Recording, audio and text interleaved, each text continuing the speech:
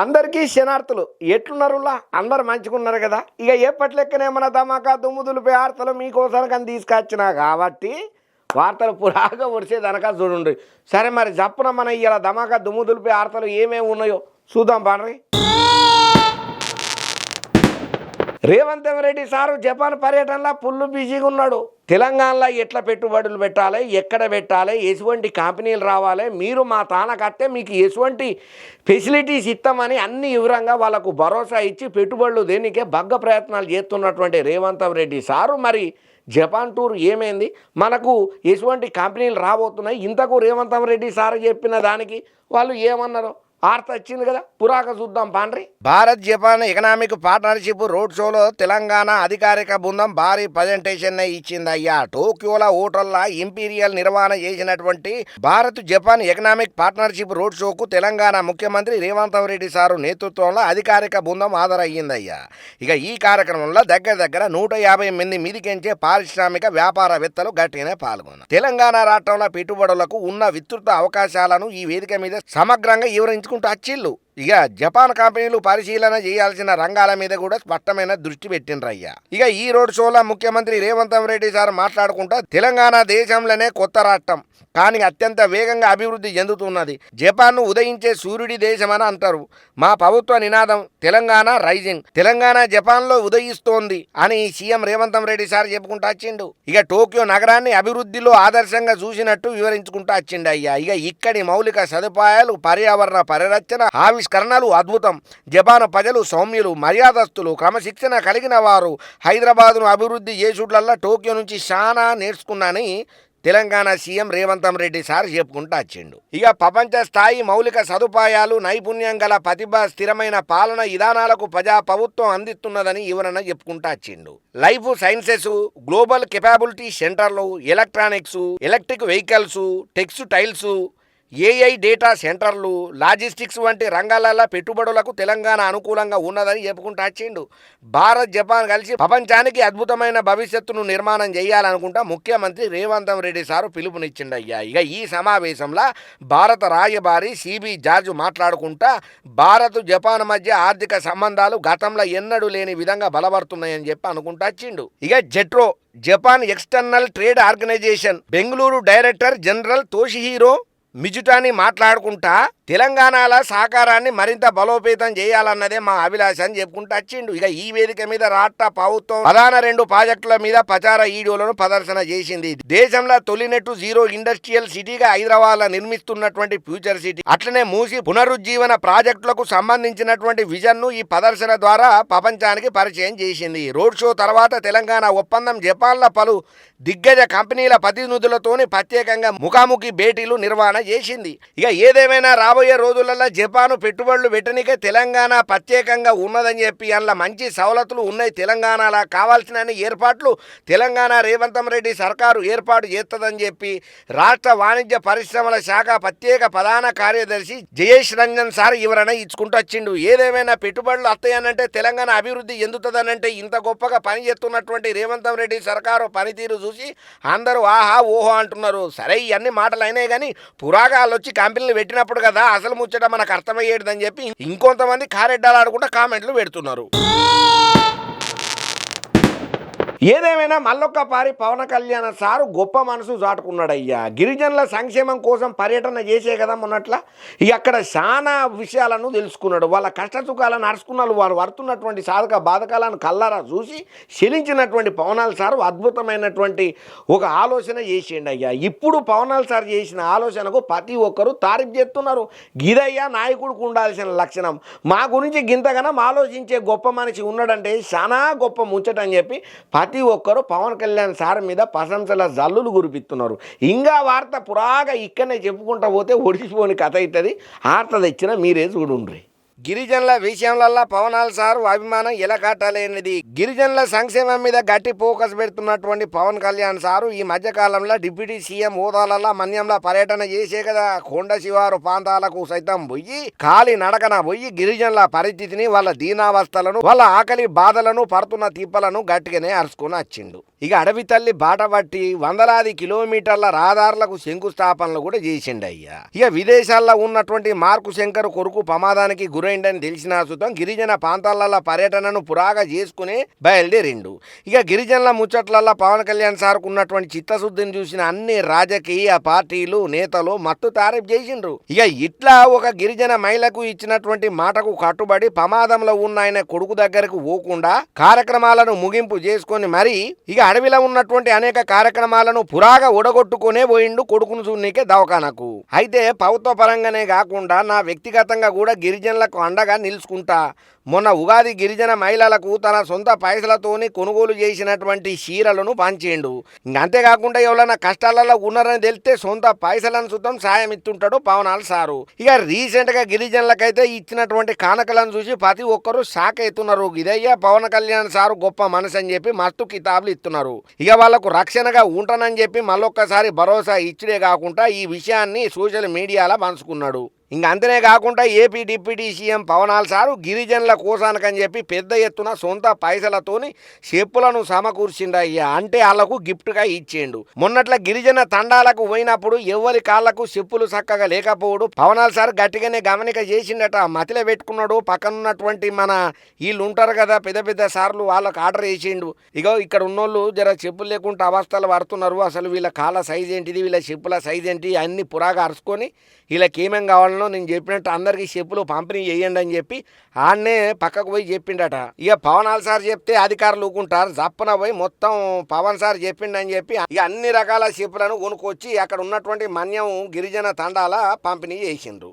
అయితే పవనాల్ సార్ ఇప్పుడు ఒక చెప్పులే కాదు, గతేడాది ఉగాది పండగ నాడు పిఠాపురం నియోజకవర్గంలో 10,000 మంది మహిళలకు చీరలను పంపిణీ చేయించిండు. ఇక నన్ను ఆదరించి గెలిపించిన ప్రతి కుటుంబానికి పసుపు కుంకుమ కింద వీటిని పంచుతున్నట్లు అప్పట్లో ప్రకటన కూడా చేసిండు. స్వయంగా హాజరు కాలేకపోయినా కానీ పార్టీ నేతలతోని వాటిని అయితే పంపిణీ చేయించిండు. ఇక అప్పట్లో పవన్ కళ్యాణ్ అభిమానానికి అయితే మత్తు ఫిదాయినరు పిఠాపురం నియోజకవర్గం మహిళలు. ఇక పవన్ కళ్యాణ్ మీద మరింత అభిమానాన్ని పెంచుకున్నారు. ఇక దీంతో పిఠాపురం నియోజకవర్గంలో సైతం పవన్ కళ్యాణ్ ఆయన గ్రాఫ్ అమాంతం పెంచుకున్నాడయ్యా. భారతదేశ అభివృద్ధి కోసానికని చెప్పి ప్రధానమంత్రి నరేంద్ర మోడీ సారు గట్టి కసరత్తులనే చేస్తున్నాడు, వ్యూహాలను రచిస్తున్నాడయ్యా. ఇప్పుడు పెట్టుబడుల కోసానికని చెప్పి రాబోయే ఆలోచనల కోసానికని భావి తరాల కోసానికని చెప్పి ప్రధానమంత్రి మోడీ సారు ఆలోచన చూసి ప్రతి ఒక్కరూ కితాబులు ఇస్తున్నారు. మరి ఇప్పుడు ఏమైందయ్యా? మరి గందకన్నా మోడీ సార్ చేసిన అద్భుత పని ఏందనంటే ఎలన్ మస్క్ సార్ ఉన్నాడు కదా, ఆయన మన కేంద్రంతో కలిసి పని చేయనికే ముందరికి రాబోతున్నాడట. ఇక ఆ వార్త బాగా తెలవాలంటే ఈ వార్త మీరు చూడాల్సిందే. ప్రఖ్యాత ఎలక్ట్రానిక్ కార్ల తయారీ సంస్థ పెద్ద మనిషి అయినటువంటి America department of government efficiency chief Elon Musk భారత్లో అడుగు పెట్టబోతున్నారయ్యా. కేంద్ర సర్కారు ఆయనకు రెడ్ కార్పెట్ తోని స్వాగతం పలకడం ఖాయంగా కనిపిస్తున్నది. కీలక రంగాలలో ఆయన భాగస్వామ్యాన్ని కేంద్రం కోరుకుంటుండే దీనికి ప్రధాన కారణం అని చెప్తున్నారు. అయితే ఎలన్ మస్క్ తోని ప్రధానమంత్రి నరేంద్ర మోడీ సారు స్వయంగా మాట్లాడుకుంటూ వచ్చిండు. అనేక అంశాల మీద ఆయనతోని చర్చలు గట్టిగానే నడిపించిండు. టెక్నాలజీ ఇన్నోవేషన్ రంగాలలో భారత్ అమెరికా మధ్యన సహకారాన్ని ఇంగింత బలోపేతం చేసే విషయం మీద కూడా ఈ ఇద్దరు నాయకులు పెద్దగానే సుదీర్ఘంగా గట్టిగానే టెలిఫోన్ సంభాషణలు నడిపించిండ్రట. ఇక ఈ సంవత్సరం ప్రారంభంలో వాషింగ్టన్ డీసీలతోని ఎలన్ మస్క్తోనైన సమావేశంలో ప్రస్తావనకు వచ్చిన అంశాల మీద చర్చలు గట్టిగానే ప్రధానమంత్రి మోదీ సార్ చెప్పినట్టు ఉన్నదయ్యా. ఎలన్ మస్క్తోనైన సమావేశంలో ప్రస్తావనకు వచ్చిన అంశాలపైన చర్చించినట్లు ప్రధానమంత్రి మోదీ సార్ చెప్పుకుంటూ వచ్చిండు. ఈ మేరకు ఓ ట్వీట్ను కూడా పోస్ట్ చేసిండు అయ్యా మన మోడీ సారు. వివిధ సమస్యల గురించి నేను మాట్లాడుకుంటూ వచ్చిన టెక్నాలజీ ఇన్నోవేషన్ రంగాలల్లో భారత్ పురోగమించనీకే సహకారం చేయాలనని, అమెరికాతో ఉన్న సత్సంబంధాలను ముందుకు తీసుకుపోనీకే కట్టుబడి ఉన్నామని చెప్పి వివరణ ఇచ్చుకుంటూ వచ్చిండు. ఇక ఎలన్ మస్క్కు చెందిన టెస్లా, స్టార్లింక్ సంస్థలు భారత్లో తమ సేవలను ప్రారంభం చేయనీకే ప్రణాళికలను రూపొందించుకుంటున్న ప్రస్తుత పరిస్థితుల మధ్య ప్రధాని మోదీ స్వయంగా ఆయనకు ఫోన్ చేసుడు టెక్నాలజీ ఇన్నోవేషన్ రంగాలలో భాగస్వామ్యాన్ని కోరుడు ప్రాధాన్యతను సంతరించుకున్నదని అంటున్నారయ్యా. అయితే భారత్లో టెస్లా కార్ల తయారీ యూనిట్ను నెలకొల్పాలని భావిస్తున్నది టెస్లా. అయితే ఈ విషయం మీద అధికారులతో చర్చలు జరుపుతున్నది. ఇంకా అట్లనే దేశంలో స్టార్లింక్ ఉపగ్రహ ఇంటర్నెట్ సేవలను తీసుకురానికి ముఖేష్ అంబానీకి చెందినటువంటి రిలయన్స్ జియోతోని కూడా ఒప్పందాన్ని కుదుర్చుకున్నదయ్యా. ఇక ఈ ఒప్పందం కూడా సెట్ అయితే ఇక ఈ ఏడాది మార్చిల్నే రిలయన్స్, భారతి ఎయిర్టెల్ ప్రకటించిన విషయం మనకు తెలిసిన ముచ్చట్నే. సరే, ఇక ఏదైనా మనం ఊరికి పోదామని చెప్పి పైన మైనమే అనుకో, ఇక బట్టలు గిట్టలు తట్టబుట్ట చదువుకొని సంటి పొలగాళ్ళను బండెక్కించుకొని పోయేది ఇదంతా కథ అలాగ ముంచట. సరే అది మనం ఎట్టన్నా మేనేజ్ చేస్తాం. కాకపోతే ఇక జర్నీలో వంగ మనకోటి అడ్డం పడుతుంది. దాన్నే మనం టోల్ గేట్ అంటాం కదా. ఇక ఆడొత్త చూడు అసలు కొల్లేని సప్పుడు. ఒకటి కాదు రెండు కాదు, ఒక్కొక్క పారైతే 3-4 గంటలు లైన్లో అట్టనే నిలబడాల్సి వస్తుంది. ఏమో మా ఊరు చూస్తేనేమో గంటన్నర తోవా, ఇక్కడ టోల్ గేట్ కాడ నేను ఆగిందేమో 2.5 గంటల 3.5 గంటల అని చెప్పి చాలా మంది మత్తు ప్రాబ్లమ్స్ను గిట్లా ఫేస్ చేసిళ్ళు. ఎందుకనంటే ఆ టోల్ గేట్ కాడ టుస్కు అని ఆ కార్ల లైన్ పోయే వరకల్లానే ఏ 3-4 అవుతుంది. 3-4 గంటల జర్నీ కూడా మనం వేస్ట్ చేసుకొని ఆ టోల్ గేట్ దగ్గర నిలబడాల్సిన పరిస్థితి వస్తుంది. పడిగాపులు గాయాల్సి వస్తుంది. కాకపోతే రాబోయే రోజులల్లా, ఈ రాబోయే రోజులు కాదు ఇప్పుడు వచ్చే నెల నుంచే గసంటి పరిస్థితి లేదని అంటున్నారయ్యా పెద్దలు. మరి ఏమిటి కోసానికో దేనికోసానికో ఆర్త వచ్చింది కదా, మీరే చూడుండ్రి. ఇక బండ్లు నడిపేటోళ్ళకు ఒక గుడ్ న్యూసే చెప్పింది అయ్యా కేంద్రం. ఎందుకంటే ఇక మీదట ఫాస్టాగ్ అవసరం లేదు, టోల్ ప్లాజాల దగ్గర ఆగాల్సిన పని సూతం లేదట. మే 1 నుంచి సరికొత్త GPS ఆధారిత టోల్ కలెక్షన్ సిస్టమ్ ను అమల్లోకి తీసుకురాబోతున్నది అయ్యా. ఇక national highway authority of India FASTag స్థానంలో BPS టోల్ విధానాన్ని తీసుకొస్తున్నది. ఇక ఈ కొత్త టోల్ విధానంతో పారదర్శకంగా టోల్ వసూలు చేయబోతున్నారు అన్నట్టు. అయితే పత్తం ఫాస్టాగ్ కంటిన్యూ అవుతుందా లేదా, లేకపోతే దాన్ని తీసేసి ఇంకేమైనా చేస్తారా అనేది ఇంకా డైలమాలా ఉన్నది. కొత్త టోలు GPS విధానం ఎప్పటి నుంచి అమలుకి రానున్నదనే ముచ్చట్లు పురాగా తెలవాలంటే ఇప్పుడు నేను చెప్పబోయే ముచ్చట పురాగా వినాల్సిందే. కొత్త GPS ఆధారిత టోల్ విధానాన్ని ఇంకో 15 రోజుల్లోగా ప్రకటన చేసే అవకాశం ఉన్నదని చెప్పి కేంద్ర రోడ్లు రవాణా శాఖ మంత్రి నితిన్ గడ్కరీ సార్ చెప్పుకుంటా వచ్చిండు. వచ్చే మే నెలలో ఈ కొత్త టోల్ సిస్టమ్ ను ప్రారంభం చేయబోతున్నట్టుగా చెప్పుకుంటా వచ్చిండు. ఫాస్టాగ్ బదులుగా గ్లోబల్ నావిగేషన్ శాటిలైట్ సిస్టమ్ ను ప్రవేశపెడతామని చెప్పి గడ్కరీ సార్ చెప్పుకుంటా వచ్చిండు. అసలు ఈ GNSS అంటే ఏంటిది? అయితే గ్లోబల్ నావిగేషన్ శాటిలైట్ సిస్టమ్. అయితే దీన్నే అందరూ GNSS అని అంటారు. అయితే టెక్నాలజీతోని వాహనాలు ప్రయాణించిన దూరాన్ని బట్టి టోల్ ఛార్జీలు ఆటోమేటిక్ గా ఛార్జ్ చేస్తారు. ఇక మీదట టోల్ ప్లాజాల దగ్గర బండ్లను ఆపాల్సిన పని లేదు, ఆగాల్సిన అవసరమే లేదు. ట్రాఫిక్ బగ్గ ఉండనే ఉండదని అంటున్నారయ్యా. 2016లో ప్రవేశపెట్టినటువంటి ఫాస్టాగ్ బదులుగా ఈ GNSS టోల్ GPS సిస్టమ్ ను అందుబాటులోకి దేబోతున్నారు అన్నట్టు. ఫాస్టాగ్ తోని టోల్ ప్లాజాల దగ్గర సాంకేతిక లోపాలు తలెత్తేటి, దాంతో టోల్ ప్లీజ్ లేట్ అవుతుండే. ఇక ఇట్లా ఉండుతోనే హైవే మీద బండ్లు బార్లు దిగి కనపడేటి. గంటల కమాను క్యూ లైన్ లో ఉండి మరి బండ్లు ఒక్కొక్కటి సీమలు కదిలినట్టు కదులుకుంటా వాళ్ళ ఊర్లకు పోవాల్సి వస్తుండే. కానీ ఇప్పటి నుంచి అటువంటి పరిస్థితి లేదు. క్లియర్ కట్ గానే మొత్తం కొత్త విధానాన్ని తీసుకొస్తున్నామని చెప్తున్నారు. ఇక ఏదేమైనా కానీ ఈ మాట విన్న 10 ఒకరికైతే మత్తు యాప్ అనిపిస్తున్నది. ఇంత ముందు టోల్ పాదాల కాడ నిలబడాలంటే యాటకొచ్చేది గంటల కమాను కార్లల్లో చెమటలు పోయంగా ఉండి అలసిపోయేటోళ్ళం. ఇటువంటి కొత్త విధానం వచ్చుడు ఎంతైనా చాలా గొప్ప ముచ్చటని చెప్పి మస్తు మంది తారీఫ్ చేయబట్టిండ్రు. ఇప్పుడు ఈ ఫాస్టాగ్ ను బంద్ చేసి కొత్త విధానంతో తీసుకొస్తున్నాం రూల్ అన్న ముచ్చట తెలిసిన ప్రతి ఒక్కరు. ఏపీ సీఎం చంద్రాల్ సారు మంచి ఆలోచనలతో ముందరికి పోతున్నారు. ప్రత్యర్థులకు సుక్కలు చూపెడుతున్నాడు. ఎవరన్నా ఎదురు మాట్లాడాలంటే కూడా మాట్లాడకుండా మూతికి ముందుగానే తాళం ఎత్తున్నాడు. అగ్గో ఏమయ్యా ఉన్నట్టుండనంటే ఏకంగా జగన్ సార్కు ఒక సుక్క లాంటి ముచ్చటనే చెప్పుకుంటూ వచ్చిండు చంద్రబాబు నాయుడు సారు. ఏమయ్యా గంతగనం అంటే మరి గుడ్ ఫ్రైడే ఉన్నది కదా, ఆ గుడ్ ఫ్రైడే కోసానికని చెప్పి చంద్రాల్ సార్ మీద గట్టిగా సూటు పెట్టి కూర్చున్నటువంటి ప్రత్యర్థి పార్టీ వైసీపీ పార్టీకి సుక్కలు కనబడేటట్టు సూటు పెట్టి గురి మీద గుద్దిండయ్యా మన చంద్రాల్ సారు. మరి గంతగనం చంద్రాల్ సారు జగన్ సార్కు చూపించిన సుక్కలేందో తెలుసుకోవాలని ఉన్నది కదా, చూడుండ్రి. ఇక వైసీపీ అధినేత మాజీ సీఎం జగన్కు సీఎం చంద్రాల్ సారు సౌండ్ లేకుండా చేసిండయ్యా. ఇప్పుడు డైలమాల పడ్డాడు జగనాల్ సారు. ఏం చేయాలనో అర్థం అయితే లేదు. అమ్మో అసలు ఎన్ని స్టంట్లు పేలుద్దామన్నా కూడా చంద్రాల్ సారు వ్యూహం ముంగట మనం పత్తా లేకుండా పోతున్నాం కదా అని పరిశానలా పతంగులు ఎగరెత్తున్నాడంట జగన్ అన్న అంటూ టీము. ఎందుకనంటే గుడ్ ఫ్రైడేను పురస్కరణ చేసుకొని క్రిస్టియన్లు ఘనంగా నిర్వహణ చేసుకునే గుడ్ ఫ్రైడే సందర్భంగా సర్కార్ మీద విమర్శలు గుప్పించేందుకు రెడీగా ఉన్నటువంటి జగనన్నకు దిమ్మ తిరిగి బొమ్మ కనబడేటట్టు రిటర్న్ గిఫ్ట్ ఇచ్చినట్టు చేసిండు చంద్రాల్ సారు. దీనికి సంబంధించి పార్టీ నాయకులను కూడా రెడీ చేసిండయ్యా జగనన్న. అయితే ఆయన హయాంలో పాస్టర్లకు మతాచార్యులకు నెల పింఛను రూపంలో గౌరవ వేతనం ఇచ్చినామని చెప్పి కూటమి సర్కారు వచ్చిన తర్వాత దాన్ని ఎత్తేసిల్లని చెప్పి దబాలని బండ తీసి నెత్తి మీద ఎద్దామన్నంత ఆలోచన చేసిండు. కానీ ఆ బండ ఖాతా రిటర్న్ జగనన్నకే తగిలినట్టు అయ్యింది. రీసెంట్ గా కూటమి సర్కారు ఈ ముచ్చట్లలో జగనన్నకు గట్టి షాకే ఇచ్చింది. అయితే రీసెంట్ గా సర్కారు ఉత్తర్వులను జారీ చేసుకుంటా పాస్టర్లకు క్రిస్టియన్ మతాచార్యులకు 5,000 చొప్పున పింఛను లేదా గౌరవ వేతనాన్ని పునరుద్ధరిస్తున్నట్టుగా చెప్పుకుంటూ వచ్చింది. ఇంక అంతనే కాదు, 2024కు ముందు వైసీపీ అమలు చేసింది, దీనిని మరింత సమర్థవంతంగా అమలు చేయబోతున్నట్లు కూడా చెప్పుకుంటూ వచ్చింది. అక్కడితోనే ఆగలేదు చంద్రాల సారు. గత ఏడాది మే నుంచి నవంబర్ వరకు లెక్కగట్టి సొమ్ములను ఇవ్వబోతున్నట్టుగా చెప్పుకుంటూ వచ్చింది. అంటే సుమారు 7 మాసాల కాలానికి 5,000 చొప్పున శుక్రవారం గుడ్ ఫ్రైడే నాడు ఈ పైసలను ఇచ్చేందుకు రెడీ అయ్యింది కూటమి సర్కారు. ఒక్కొక్క పాస్టర్కు లబ్ధిదారులైనోళ్లను ఎరకబట్టి ప్రభుత్వ జాబితాలో ఉన్నోళ్లకు 35,000 చొప్పున ఇవ్వబోతున్నారట. ఇక ఈ మేరకు రీసెంట్ గా ఏపీ సర్కారు ఉత్తర్వులను జారీ చేసింది. దీనికి సంబంధించి దగ్గర 30 కోట్ల నిధులను సుతం విడుదల చేసినట్లు చెప్పిందయ్యా కూటమి సర్కారు. దీంతో జగనన్ను టీంకు సౌండ్ లేకుండా పోయి చెవులల్లా రీసౌండ్ మోగినట్టే మోగుతున్నాయి చంద్రబాబు పైసలేసిన ముచ్చట్లల్లా.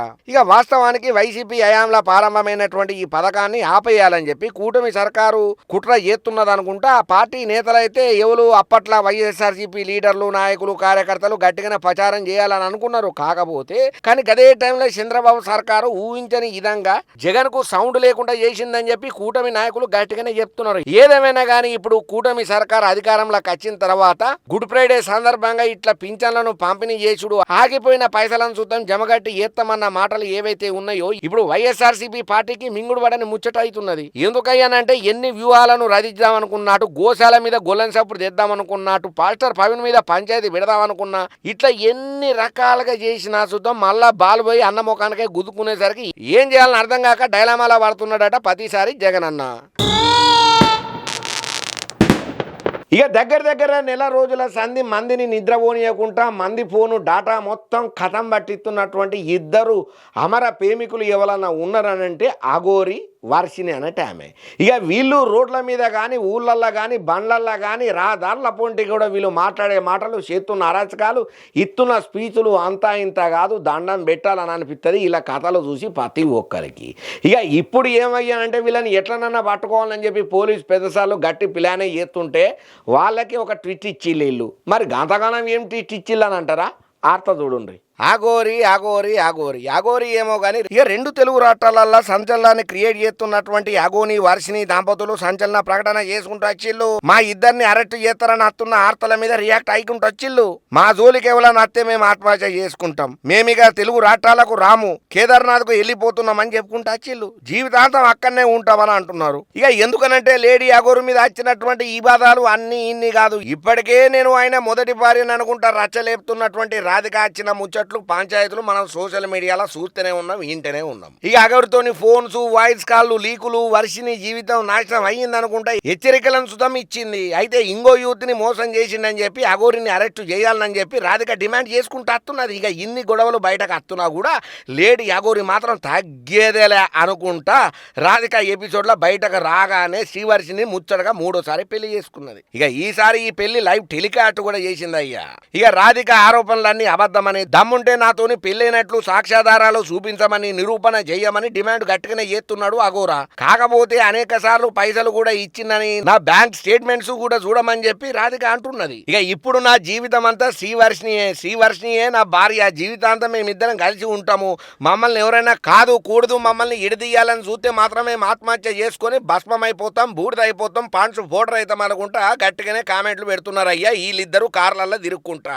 ఏందో ఏమోనోలా వీళ్ళిద్దరు మాత్రం మానసిక ఒక అనారోగ్య బారిన పడ్డారని చెప్పి కొంతమంది విశ్లేషకులు అయితే గట్టిగానే కామెంట్లు పెడుతున్నారు. సరే ఇక వీళ్ళు మొత్తానికైతే కార్లల్లో ఆడికి ఈడికి తిరుక్కుంటా మమ్మల్ని ఎవరైనా అరెస్ట్ చేస్తామని అంటున్నారు పోలీసు పెద్ద సార్లు. ఒకవేళ కనుక ఎవరైనా మమ్మల్ని అరెస్ట్ చేస్తామని చూస్తే కనుక మేము ఖాళీ బూడిదైపోతాం, ఆత్మహత్య చేసుకుంటామని ఏదేదో మాటలు మాట్లాడుతున్నారు. కానీ సరే ఇక పోలీసు పెద్ద సార్లు రంగంలోకి దూకుతూనే ఇలా తతంగం అంతా బయటపడుతుంది. ఇలా కథ సుఖాంతం అయితే తప్ప ఇవన్నీ ఒడిసిపోయే ముచ్చట్లే తప్ప. ఇక ఏదేమైనా కూడా 2 రాష్ట్రాల ముఖ్యమంత్రులు చొరవ తీసుకొని వీళ్ళ మీద కఠిన చర్యలు తీసుకుంటేనే తప్ప ఈ కథకు సుఖాంతం పలుకుతుంది, కథకు ముగింపు అవుతుంది తప్ప వీళ్ళని ఇట్టనే వదిలేస్తే గంటకొక వీడియోని విడుదల చేసి మందిని ఆగం చేసిడే కాకుండా పూర్తిగా వ్యవస్థను బ్రట్టు పట్టిస్తారు. వీళ్ళు ఒక మానసిక దౌర్బల్యంతో బాధపడుతున్నారు, వీళ్ళ మానసిక సరిగ్గా లేదని చెప్పి చాలా మంది కామెంట్లు కౌంటర్లు పెట్టుకుంటా గట్టిగానే వార్నింగ్లు ఇస్తున్నారు. మరి ఈ కథ ఇంకెంత దూరం పోతుందో, ఈ అఘోరి ఇంకెన్ని రోజులు డైలీ సీరియల్ లెక్క గుంజుకొని పోతారో మనకు మాత్రం ఏం తెలుసు, చూద్దాం.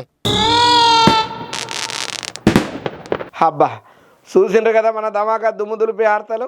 ఇంగిని మంచి మంచి ఆర్తలతో మళ్ళీ నేను అత్త అన్నట్టు మీరు మన మెగా9 ఛానల్ను సబ్స్క్రైబ్ చేసుకున్నారు కదా. సబ్స్క్రైబ్ చేసుకోకపోతే తప్పన సబ్స్క్రైబ్ చేసుకోండి. ఈ ధమాకా దుమ్ముదులు వార్తలు మీకు నచ్చినాయి కదా, అయితే ఈ వీడియోని లైక్ చేయండి, షేర్ చేయండి, ఒక కామెంట్ సుతం పెట్టుండ్రి. ఇంగిన్ని మంచి మంచి ధమాకా దుమ్ముదులు వార్తలతోని అత్త